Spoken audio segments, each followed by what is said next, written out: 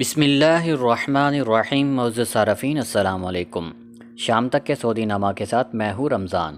ہمارے نئے آنے والے صارفین سے گزارش ہے کہ ہمارے چینل کو سبسکرائب کریں، ویڈیو کو لائک کریں، شیئر کریں اور بیل آئیکن کو بھی دبا دیں تاکہ ہم آپ کو رکھ سکیں ہر خبر سے باخبر۔ بھائی کے ہونٹوں سے مسکراہٹ کبھی جدا نہیں ہوتی تھی۔ سعودی عرب میں کرونا وائرس سے ہلاک ہونے والے ڈاکٹر احمد البو علی کے بھائی انجینئر عادل البو علی کا کہنا ہے کہ بھائی کو جب مرض کے بارے میں علم ہوا تو انہوں نے کسی قسم کی گھبراہٹ اور پریشانی کا اظہار نہیں کیا، بس یہی کہتے تھے رب تعالی ہماری مدد فرمائیں۔ سبق نیوز کے مطابق مقامی ٹی وی الاخباریہ کو دیے گئے انٹرویو انجینئر عادل ابو علی نے بتایا ہے کہ میرے بھائی اس طبی یونٹ میں شامل تھے جس نے عید الفطر کی تعطیلات کے دوران خدمات انجام دیں۔ انجینئر عادل علی کا کہنا تھا کہ کرونا کے مریضوں کی تیمارداری میں بھی پیش رہے، اسی دوران ان میں کرونا کی علامات ظاہر ہونا شروع ہو گئی تھیں، تاہم اس کا انکشاف اس وقت ہوا جب اس مرض نے انہیں کافی متاثر کر دیا تھا۔ اپنے بھائی کے حوالے سے انجینئر عادل نے مزید بتایا کہ مسکراہٹ کبھی میرے بھائی کے ہونٹوں سے جدا نہیں ہوتی تھی، خاص کر جب وہ چھوٹے بچوں کی دیکھ بھال کر رہے ہوتے تھے۔ میڈیکل کی تعلیم حاصل کرنے کے بعد سعودی اردنی میڈیکل بورڈ سے بچوں کے اعصاب کے شعبے میں اسپیشلائزیشن کی، کیونکہ وہ ہمیشہ سے ہی بچوں سے خاص قربت رکھتے تھے۔ ڈیوٹی کے بعد بھی وہ مریض بچوں کے والدین سے رابطے میں رہتے اور ان کی خیریت دریافت کرتے رہتے تھے۔ انہوں نے مزید کہا کہ میرے بھائی اس بات پر یقین رکھتے تھے کہ طب کا شعبہ انسانیت کی خدمات کے لیے عظیم پیشہ ہے۔ نجی عجائب گھر میں حجاز کے 3500 نوادر۔ سعودی عرب میں ایک شہری نے اپنے گھر کو عجائب گھر میں تبدیل کر لیا ہے۔ مدینہ منورہ کے شہری محمد منصور ابو حبرہ نے 35 برس کی کوششوں کے بعد قدیم حجاز کی تاریخی اور نادر اشیاء سے اپنے گھر کو آراستہ کیا ہے۔ 180 مربع میٹر پر بنا مکان منی عجائب گھر بن گیا ہے۔ العربیہ نیٹ کے مطابق ابو حبرہ اپنے عجائب گھر کا نام شعبہ حجازیہ یعنی حجاز کے عوامی نوادر کا نام دیے ہوئے ہے۔ اس وقت مختلف شکل، حجم، استعمال اور مختلف تاریخیوں سے تعلق رکھنے والی 3500 تاریخی اور نادر اشیاء موجود ہیں۔ محمد منصور ابو حبرہ نے اپنے رشتہ داروں اور ملنے جلنے والوں سے بھی قیمتی نوادر حاصل کر رکھے ہیں۔ ابو حبرہ نے بتایا ہے کہ اپنے عجائب گھر میں حجاز کے عوامی طرز معاشرت کو اجاگر کرنے کی کوشش کی ہے۔ اس میں 200 برس پرانی ایسی اشیاء محفوظ کی گئی ہیں جنہیں حجاز کے عوام روزمرہ کی زندگی میں استعمال کیا کرتے تھے۔ اس میں ایک لکڑی کا تاریخی دروازہ ہے، قہوے کی مختلف کیتلیاں اور مٹی کے وہ برتن بھی ہیں جو اب سے 70 برس قبل مسجد نبوی میں زائرین کو پانی پلانے میں استعمال کیے جاتے تھے۔ قدیم ملبوسات، گھریلو برتن اور ڈاک ٹکٹ بھی عجائب گھر کی زینت بنے۔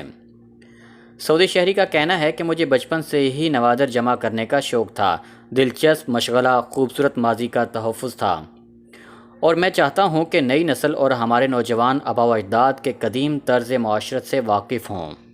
شاہ فیصل اسپیشلسٹ ہسپتال کے افتتاح کی تیاریاں۔ سعودی عرب میں مدینہ منورہ گورنریٹ کا کہنا ہے کہ شاہ فیصل اسپیشلسٹ ہسپتال کے پہلے مرحلے کی تکمیل کے بعد جزوی طور پر کام کا آغاز کیا جا رہا ہے۔ ویب نیوز اخبار 24 کے مطابق مدینہ منورہ کے شاہ فیصل اسپیشلسٹ ہسپتال کا باقاعدہ افتتاح آئندہ ماہ کیا جائے گا۔ ہسپتال میں ابتدائی طور پر ٹیومر کے علاج کے علاوہ آنکھوں کے امراض کے شعبے میں بھی کام کا آغاز کیا جا رہا ہے۔ ہسپتال کی ویب سائٹ پر بتایا گیا ہے کہ 1 جولائی 2020 سے پہلے مرحلے کے تحت مخصوص کلینکس میں کام شروع ہو جائے گا۔ دوسرے مرحلے میں مریضوں کو دیکھنے کے لیے پیشگی وقت لینے کا آغاز کیا جائے گا تاکہ وہاں آنے والوں کو زیادہ دیر انتظار نہ کرنا پڑے اور ہسپتال میں سماجی دوری کے اصول پر بھی درست طور پر عمل کیا جا سکے۔ اپائنٹمنٹ کے لیے مریضوں کو ان کے موبائل فون پر SMS کے ذریعے مختصر پیغام ارسال کیے جائیں گے۔ 15% ویلیو ایڈڈ ٹیکس، سونے کی خریداری میں تیزی۔ سونے کے تاجروں کا کہنا ہے کہ سعودی عرب میں ویلیو ایڈڈ ٹیکس میں 15% اضافے سے قبل سونے کی خریداری میں تیزی آ رہی ہے۔ ریاض کے شمالی مغربی مضافات میں واقع شہر دریا میں حال ہی میں بحال ہونے والی سونے کی مارکیٹ کے ایک جیولر یاسین علی نے عرب نیوز کو بتایا کہ مارکیٹ کا رخ کرنے والے لوگوں کی تعداد تقریباً اس سطح پر واپس آ چکی ہے جو وبا سے پہلے تھی۔ انہوں نے بتایا کہ میں اس ہفتے اتنی زیادہ فروخت کی توقع نہیں کر رہا تھا۔ انہوں نے مزید بتایا کہ میرا خیال ہے کہ مارکیٹ کی بحالی میں کرفیو کے ختم ہونے اور ویلیو ایڈڈ ٹیکس میں 15% اضافے کے ساتھ جس کا اطلاق جولائی سے ہوگا، دونوں کا بڑا عمل دخل ہے۔ کرونا وائرس کی وبا نے جہاں دنیا بھر کے ریٹیلرز کو تباہ کن حد تک متاثر کیا ہے، وہیں زیورات کی خرید و فروخت کے کاروبار کو بھی دھچکا لگا ہے۔ ورلڈ گولڈ کونسل کے مطابق سونے کے زیورات کی طلب میں گزشتہ سال کے مقابلے میں 39% تک کمی واقع ہوئی ہے۔ سعودی عرب میں زکوٰۃ اینڈ ٹیکس کی جنرل اتھارٹی GAZT نے اپنے ایک بیان میں بتایا تھا کہ سعودی عرب کی مارکیٹ میں تمام سامان اور خدمات پر 5% ویلیو ایڈڈ ٹیکس ویٹ کے نفاذ کو بڑھا کر 15% کرنے کے نظام کا اطلاق 1 جولائی 2020 سے ہوگا۔ قبل ازیں یہ اعلان کیا گیا تھا کہ کرونا وائرس کے منفی اثرات پر قابو پانے کے لیے مارکیٹ میں تمام سامان پر ویٹ 5% کی بجائے 15% کیا جا رہا ہے۔ کرونا وائرس کے 3999 نئے مریض، 40 ہلاک۔ سعودی وزارت صحت نے اتوار 28 جون کو کرونا کے 3999 مزید مریضوں کی تصدیق کی ہے۔ سبق ویب سائٹ کے مطابق وزارت نے کہا ہے کہ گزشتہ 24 گھنٹوں میں 40 مریض ہلاک ہوئے ہیں۔ وزارت نے بتایا ہے کہ مریضوں کی کل تعداد بڑھ کر 1,82,493 ہو گئی ہے، جبکہ 2,627 مریض شفا یاب بھی ہوئے ہیں۔ شفا یابی حاصل کرنے والے مریضوں کی کل تعداد 1,24,755 ہے، جبکہ ہلاک شدگان 1,551 ہیں۔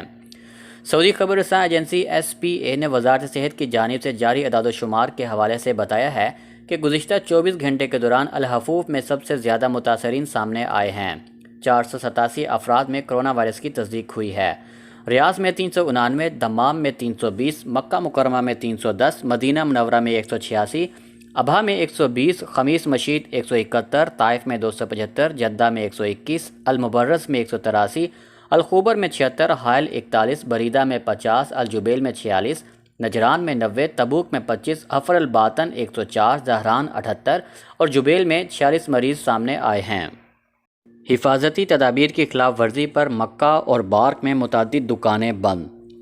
مکہ میونسپلٹی نے حفاظتی تدابیر کی خلاف ورزی پر غذائی اشیاء فروخت کرنے والی 6 دکانیں سربمہر کر دی ہیں۔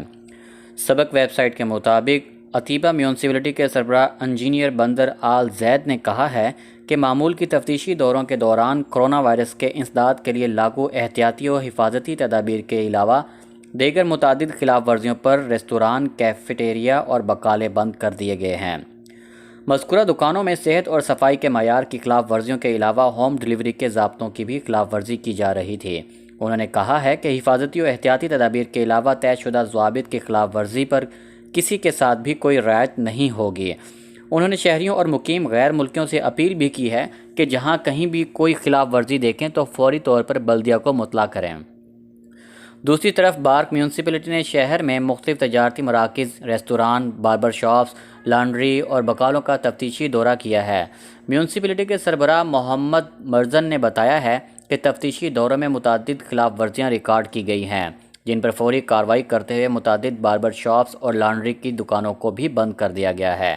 شہریوں اور مقیم غیر ملکیوں کی صحت اور انہیں فراہم کی جانے والی اشیاء کے معیار کا خیال رکھنا ہماری ذمہ داری ہے۔ میونسپلٹی کی تفتیشی ٹیمیں شہر بھر میں مختلف دکانوں کا دورہ کرتی رہیں گی۔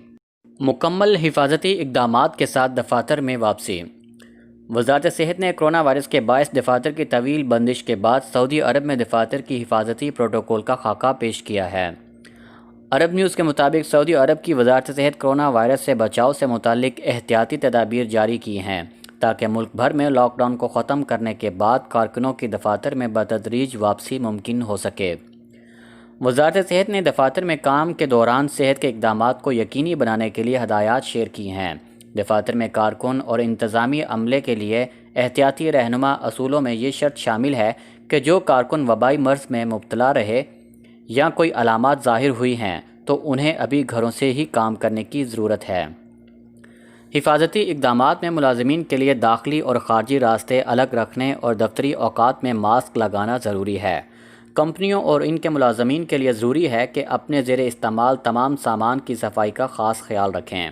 چائے یا دیگر مشروبات کے لیے زیر استعمال برتن یا کپ الگ طور پر استعمال کریں یا ڈسپوزیبل کپ استعمال کریں۔ قلم، کاغذ اور دفتر کی دیگر اسٹیشنری یا ذاتی اشیاء کا اشتراک نہیں کیا جانا چاہیے۔